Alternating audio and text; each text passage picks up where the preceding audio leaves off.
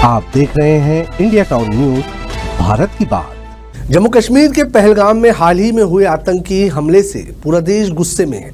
इस हमले में 26 निर्दोष नागरिकों की मौत हो गई, जिससे देश भर में शोक की लहर फैल गई। जहां एक और विपक्षी दल इस घटना को सुरक्षा व्यवस्था की विफलता करार देकर केंद्र सरकार को कटघरे में खड़ा कर रहे हैं, वहीं दूसरी ओर भाजपा इसे सियासी अवसरवाद करार दे रही है।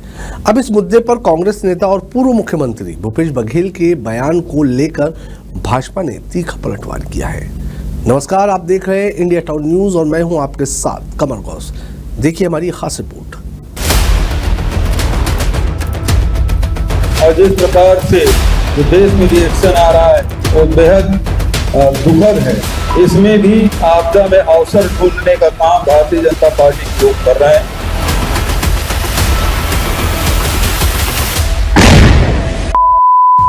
पूर्व मुख्यमंत्री भूपेश बघेल ने हाल ही में एक प्रेस वार्ता में इस आतंकी हमले को राष्ट्रीय शोक बताते हुए केंद्र सरकार की भूमिका पर सवाल उठाए। उन्होंने कहा, इस हमले ने 26 परिवारों को उजाड़ दिया। ये घटना झीरम घाटी हमले की याद दिलाती है, जहां नाम पूछ कर नेताओं की हत्या की गई थी। दोनों घटनाओं में न सिर्फ मासूम जाने गई, बल्कि ये भी सामने आया कि सुरक्षा बल समय पर नहीं पहुंचे।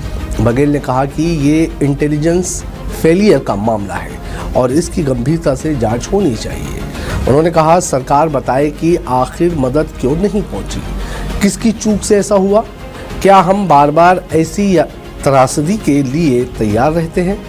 भूपेश बघेल के इस बयान के बाद सियासत गर्मा गई। राजनांदगांव भाजपा सांसद संतोष पांडे ने तीखा पलटवार करते हुए कहा, कांग्रेस नेताओं के बयान बेवजह और गैर जिम्मेदाराना है।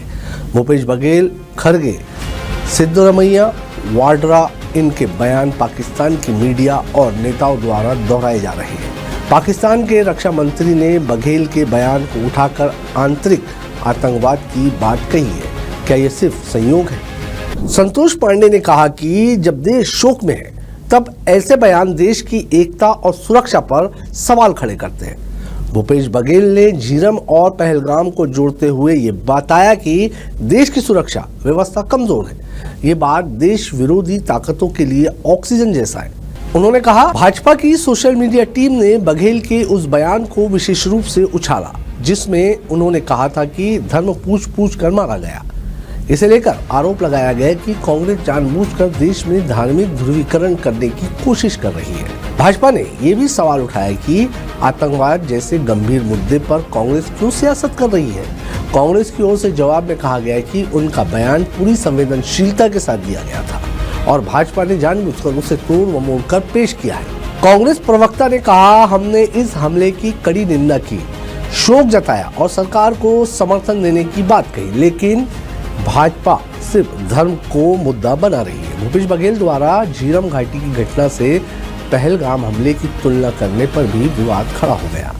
वर्ष 2013 में छत्तीसगढ़ के झीरम घाटी में नक्सलियों द्वारा कांग्रेस के टॉप नेतृत्व पर हमला किया गया था, जिसमें 33 लोगों की मौत हो गई थी। उस घटना को आज भी राजनीतिक नरसंहार के तौर पर याद किया जाता है। बघेल के अनुसार झीरम में भी सुरक्षा बल मौजूद नहीं थे, नाम पूछकर मारा गया और आज पहलगाम में भी वही हुआ। ये बताता है कि हमले चाहे नक्सली हो या आतंकी, सरकार की तैयारी पर सवाल उठते हैं। भाजपा नेताओं ने इस तुलना को देश विरोधी और गैर जिम्मेदाराना करार दिया। भाजपा प्रवक्ता गौरव भाटिया ने कहा, जो लोग देश की अखंडता और सुरक्षा को लेकर सवाल उठा रहे हैं, वे कहीं ना कहीं दुश्मनों को मजबूत कर रहे हैं। वहीं राजनीतिक विशेषज्ञ मानते हैं कि इस तरह की घटनाओं के बाद राजनीति होना एक आम प्रवृत्ति बन गई है, जो दुर्भाग्यपूर्ण है।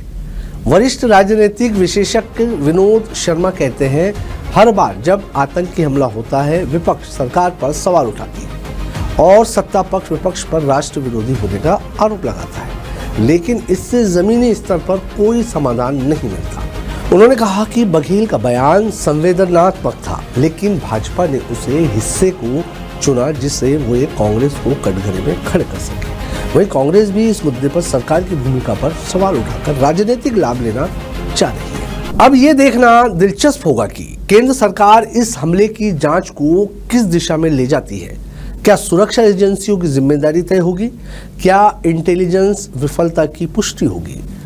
और सबसे अहम, क्या राजनीतिक दल ऐसी घटनाओं को लेकर एकजुट होंगे या आगे भी ये सियासत यूं ही चलती रहेगी? जनता की अपेक्षा है कि ऐसे संवेदनशील मामलों में राजनीति को पीछे रखकर आतंकवाद के खिलाफ एकजुटता दिखाया जाए। हमारी इस खास रिपोर्ट में फिलहाल इतना ही। मुझे दीजिए इजाजत और आप देखते रहिए इंडिया टाउन न्यूज़, भारत की बात। नमस्कार।